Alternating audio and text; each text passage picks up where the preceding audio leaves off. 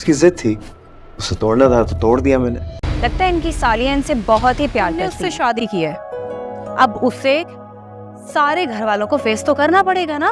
वो तो ऐसा सिंसियर है ही नहीं, तो फिर तुमने उससे शादी क्यों की थी? ड्रामा बहुत ही अच्छा हो गया है। सालार की नानी ने जब सारी बदतमीजी सितारा की सुनी तो उन्होंने सालार से कहा, ये तो तुम्हारे माँ बाप के सामने तुम्हारी इंसल्ट कर रही है, ये तुमसे मोहब्बत तो नहीं करती, तो फिर इससे शादी तुमने क्यों की? जिस पर सालार कहता है, मैंने सालार को नहीं पता कि सितारा का फ़ोन चल रहा है और सितारा सब कुछ सुन रही है। वो कहता है कि मैंने एक दफ़ा इससे शादी की बात की तो इसने कहा किसी राह चलते फ़कीर से शादी कर लूँगी, लेकिन तुमसे नहीं। तो मुझे ये बात बहुत बुरी लगी, मुझे गुस्सा आया, तो मैंने इसकी ज़िद तोड़नी थी।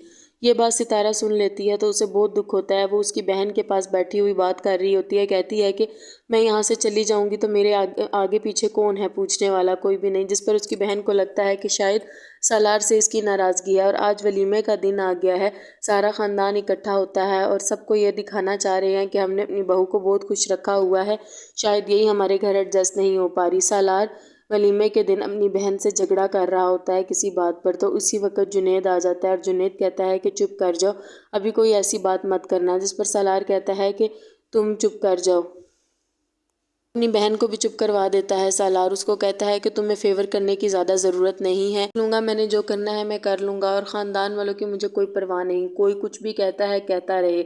सालार की अपने फादर से नहीं बनती, क्योंकि सालार की पहली मदर में से इनकी बहन है। सालार की जो बहन है वो उसकी पहली मदर में से है और दूसरी मदर में से सालार है।